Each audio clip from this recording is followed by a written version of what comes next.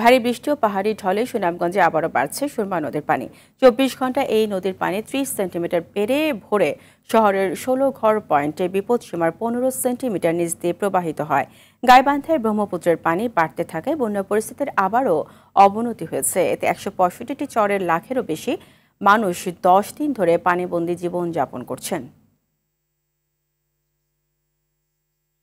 বন্যা পরিস্থিতির খবর জানাতে গাইবান্ধা থেকে যুক্ত হচ্ছেন সহকর্মী ফেরদৌস জুয়েল।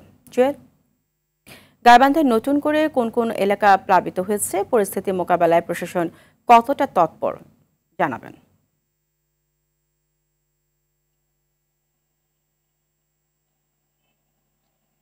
মারিয়া, আপনাকে জানিয়ে রাখি যে গাইবান্ধায় কিন্তু বন্যা পরিস্থিতি কিছুটা উন্নতি হয়েছিল।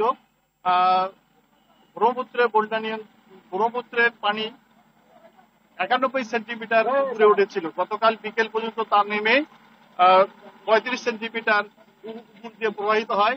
কিন্তু আজ সকালে এই দুপুর ১২টায় আজ সকালের পর থেকে দ্রুত হারে পানি বাড়তে থাকে এবং এই ২৪ ঘন্টায় ব্রহ্মপুত্রের পানি ৩৫ থেকে ৪২ সেন্টিমিটার উপর দিয়ে প্রবাহিত হচ্ছে।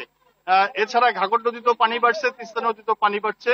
পানি মানে বন্যা কবলিত যে ২৬টি ইউনিয়ন ছিল, ২৬টি ইউনিয়ন কিন্তু এখনো প্লাবিত। যে কারণে এইসব ইউনিয়নে নতুন কোনো এলাকা প্লাবিত হয়নি, কিন্তু ২৬টি ইউনিয়নের যে এলাকাগুলো আছে পানি নামতে ছিল ঠিক হঠাৎ করে গতকাল থেকে পানি বাড়া শুরু হয়, যে কারণে বন্যা পরিস্থিতির আবারও অবনতি ঘটেছে। জেলা প্রশাসন এখন পর্যন্ত ৩,৫০০ প্যাকেট ৩,৫০০ প্যাকেট তারা শুকনো খাবার বিতরণ করেছে।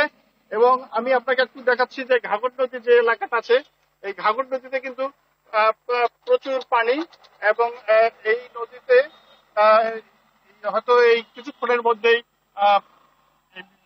ডেঞ্জার লেভেল যেটা আছে বিপদ সীমা অতিক্রম করবে বলে পানি উন্নয়ন বোর্ড জানিয়েছে। জুয়েল, আপনাকে অসংখ্য ধন্যবাদ। সঙ্গে থাকুন, পরবর্তীতে জেনে নেব আপনার কাছ থেকে আরো বিস্তারিত।